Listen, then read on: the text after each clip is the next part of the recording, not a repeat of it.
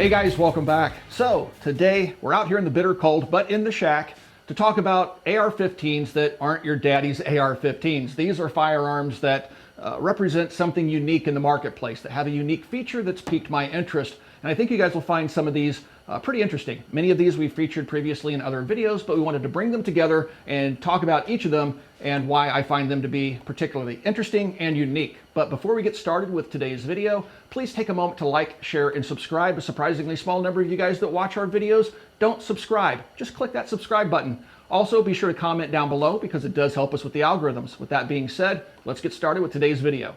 The first firearm I want to show you guys is a gun that really piqued my interest when I first saw it being talked about, and that was online with various military websites talking about the new Air Force Survival Rifle. This is a replica of that, manufactured by Midwest Industries. This is a pistol version with an SB tactical brace, but aside from the fact it doesn't have a stock and it's not an SBR, it's just a pistol, this is a very accurate representation of the new Air Force rifle. And this would be stowed in the configuration you see it here with some extra magazines and stuff under the pilot's seat. So should they eject from the aircraft, they would have this weapon to defend themselves with while on the ground trying to evade and escape captivity. One of the things that came up in the original video when we talked about this thing was people said, well, why don't you just unpin the upper? It accomplishes the same thing. Well, no, actually it doesn't. And we've demonstrated how just unpinning the upper versus taking the barrel off actually means the entire package is several inches longer and it would not fit under the ejection seat of the aircraft. So in essence, Midwest Industries supplied the rail to the program.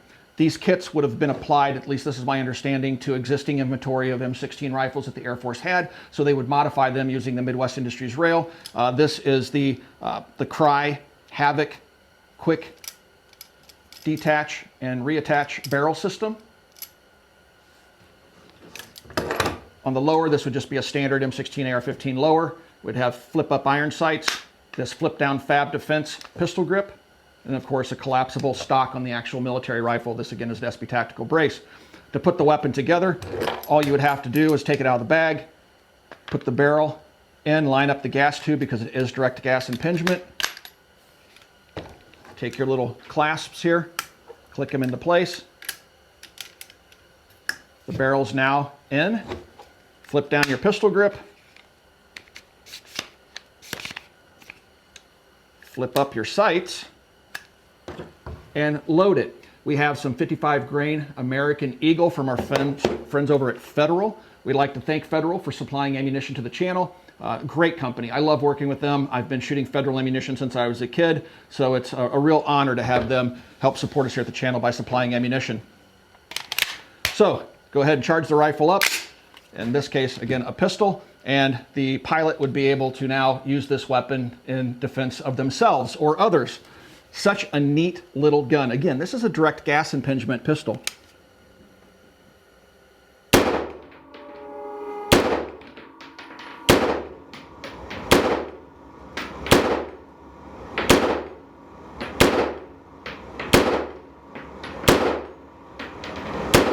Guys, please swing by and check out Big Daddy Unlimited, BDU. They help support us here at the Military Arms Channel with products and things like that so we can continue to bring you content. There's a link in the video description down below that'll take you to the Mac blog and website. Please follow that link, and from there you'll find a link to Big Daddy Unlimited and try them out just for 99 cents. You can see what they're all about. In essence, they're just like a big online store that has amazing prices. So please, again, check out BDU. The next firearm is the BRN 601. This is manufactured and sold by Brownells, and this is a early AR-15 M16 prototype rifle. It's a fairly accurate representation. We've done a full video on this rifle, but why do I think it's unique and fun? Well, this is as close as you're going to get, unless you're filthy rich, to owning one of the very early AR-15 M16 rifles. It definitely has the look. It definitely has the feel. You know, the front sight block is you know, a really good facsimile of the original, the old, you know, three-prong flash hider, kind of a duck bill. It's smaller than later three-prong flash hiders that would be adopted on the early M16s. The charging handle is inside the receiver, or inside the charging handle, on top of the receiver, I should say. It's just a really, really cool rifle. If you take a look at it, You know, this is one of the things when I was a kid that impressed me the most about the AR-15 M16 when I first saw it. I was at Worlds of Fun in Kansas City. A National Guardsman was out there, had an M14 and an M16 laying on the hood of an old Willys Jeep. And I asked if I could pick up the M16. And when I picked it up, I couldn't believe how light it was. I looked down at it and I remember it being so thin. I'm like, how does that mechanism even work? That is so cool. And that was when I fell in love with the M16. So having something like this on the market for a collector and a military rifle historian of sorts, I'm not very good at being a historian, but I'm definitely a collector. This thing is just amazing. It's so fun to be able to shoot something that is so similar to the early rifles that Eugene Stoner and Sullivan and the other crew were working on when they were developing the weapon for the United States military. They even went so far as to make a replica of the old waffle pattern magazines. So this is a Brownells product as well, and it just looks really good inside the rifle. You'll notice it also has the chrome bolt and carrier, no fencing, has the index cross there on the mag well, no markings or anything on this side. It's just a really, really good copy right down to the pin through the receiver back here of the early rifles. Man, this one is easily one of my favorites. I love shooting this thing.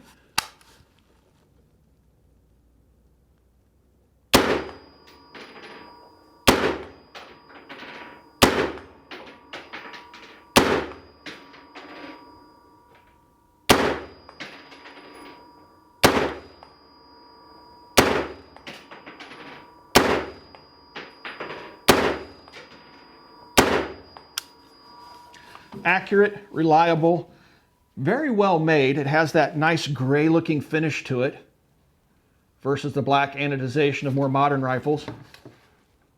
I'd say Brownells knocked it out of the park with the retro series of rifles.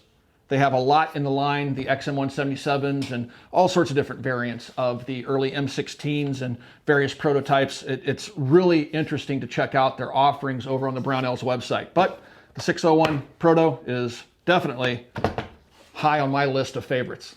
If you guys like to pick up a t-shirt like the one I'm wearing, please swing by our Ballistic Ink store. It's our official t-shirt store. There's a link in the video description down below. It helps us out here at the channel. All right, so the next rifle I have out here is the Colt IAR, and it's an infantry automatic rifle. This is something that the Marine Corps was taking a look at to use as a light automatic rifle for infantry platoons. And they ultimately adopted the H&K, which was then adopted as the M27, but this is the submission that Colt had put forth. And again, we have a whole video on this thing, but it really is another example of Colt really knocking it out of the park when it came to the details that the Marine Corps was specifically looking for in terms of performance of the rifle. This one has tremendous heat mitigation capabilities where the M27 really doesn't. The M27 doesn't have a quick change barrel, nor does this, but the gun was designed to be able to fire 5 or 6 magazines on full auto without being destructive to the weapon. It uses a really large heat sink system around a heavy barrel. It is direct gas impingement. And Colt lost the contract. They sold the uppers on the civilian market for a short time. Ironically, I've had this one for a while, but probably 3-4 months ago, maybe a little bit longer, these uppers popped up on Classic Firearms website, I believe, and they were selling the uppers again. I don't know where they found them. It was probably old new stock, but you will find them pop up, and these are uppers you can also find on places like Gunbroker. I don't know what they go for these days. It's a crazy market right now. Prices are all over the place. But it's surprisingly light, well balanced. I mean, it definitely has weight out here. And CAC, or Knights Armament, took a version of this. They came up with their own heat sink that's very similar to this, but different. And they submitted that as well. So there's actually 2 of these that were submitted in this basic type of configuration. But the Colt gun is nothing short of exceptionally cool. Now on top of it, I have an ACOG 4-power. And yeah, it's just a fun gun and certainly stands out from the pack if you're an AR-15 collector. If you bring this thing out to a public firing range, people are going to look at this thing, think it's a pregnant guppy and go, what in the world is that you're shooting? But it also has a very mild recoil impulse because of that forward weight. And again, I just love shooting this thing. Jason loves this rifle as well. I think he's trying to get it from me.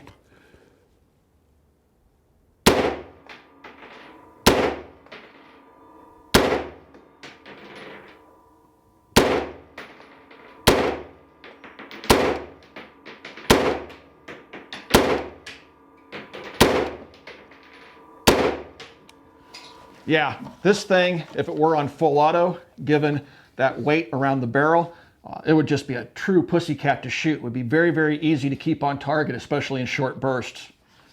Definitely one of the most unique AR-15s in my collection, and certainly one I enjoy shooting quite a bit. One of the things I get asked all the time is, Mac, how can I get involved in the firearms industry? Well, one of the best ways to do that is to consider going to Modern Gun School. It's an accredited school, and they offer all the modern classes that will get you up to speed and be able to empower you to go out and find a job in the gun industry. You can learn gunsmithing and things like that, and you learn from home. So please check them out. I have a URL down in the video description below. So the next rifle is probably one of the more unique rifles in the video. We did do a video about this several years ago. The company, unfortunately, is now defunct. I don't know if anybody owns the rights to this design anymore, but this is the FD XAR Invicta. And what it is a folding barrel AR-15. So at the beginning of this video, we showed you the removable barrel system of the Air Force Survival Rifle. Before that, many years ago, we showed you guys a system called the Dolos system, which did pretty much the same thing as the Air Force Survival Rifle. It allowed you to quickly remove your barrel and put it on to keep the pistol or rifle in something as small as a backpack. Again, leaving the barrel on the upper receiver isn't the same. It's longer than being able to either fold the barrel or to remove the barrel. So it's always shorter to be able to do that, fold or remove the barrel. And that's what this company did. They made a folding barrel design. And it took quite a bit of engineering to pull this off. This is also a direct gas impingement rifle. You can see the gas tube poking out right there.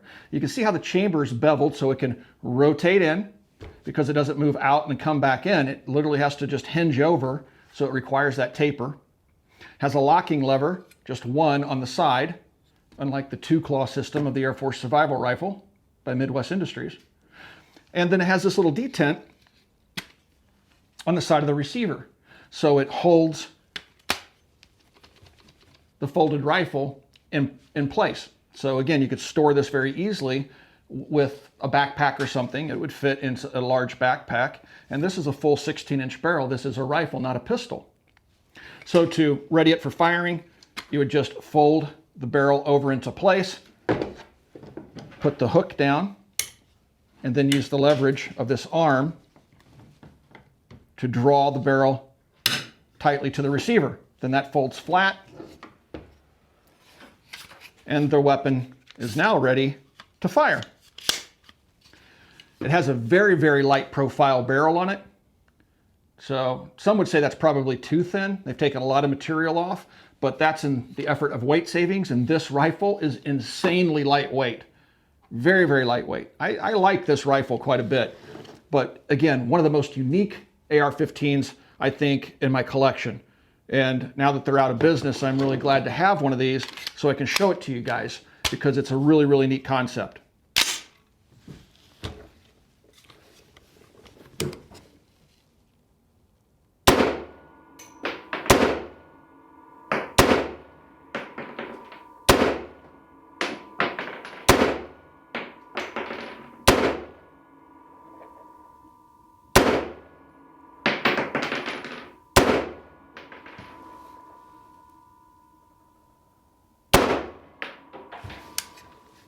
Yep, what a cool rifle.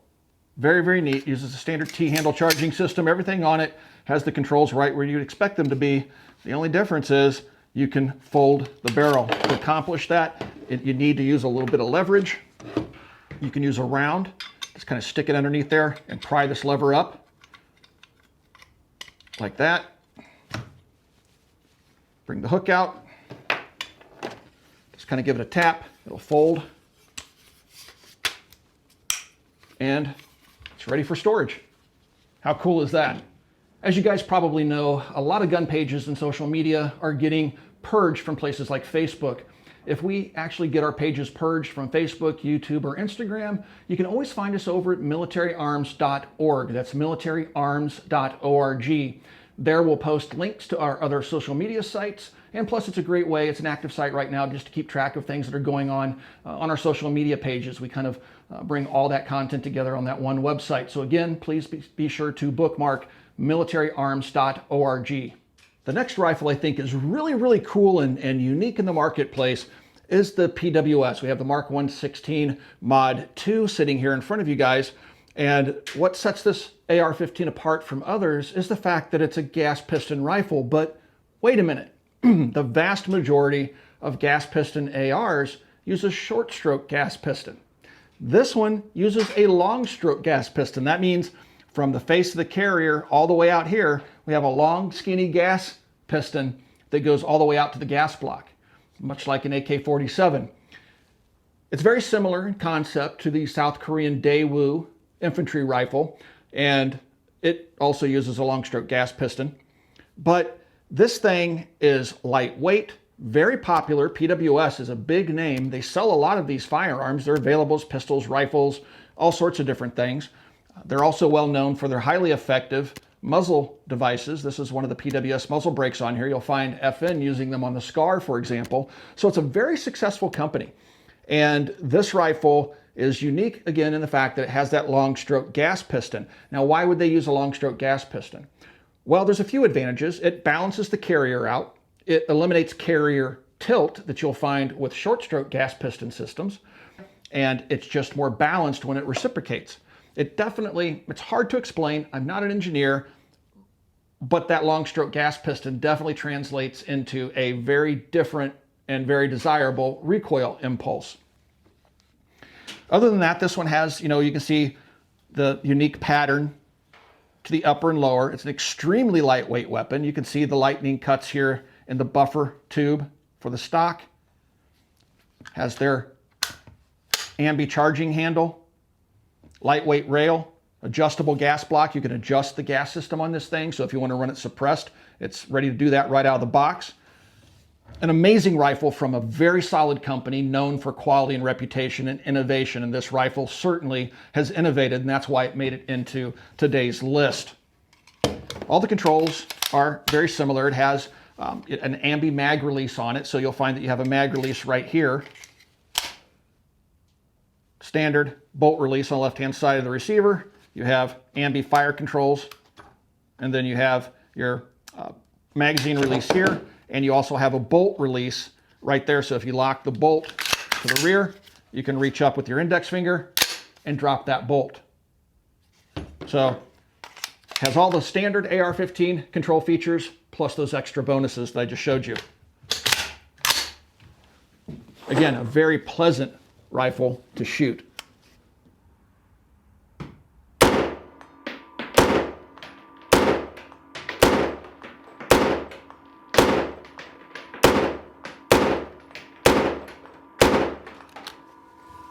Accurate, reliable, and incredibly fun. Yep, I love it. I hope you guys enjoyed taking a look at some of the unique AR-15s that we brought out this afternoon. And yeah, if I had to pick just one of the 5 that I brought out this afternoon to say it's the most fun, most enjoyable for me to shoot, go ahead and call me a boomer in the comments section down below, because I like the 601 Proto.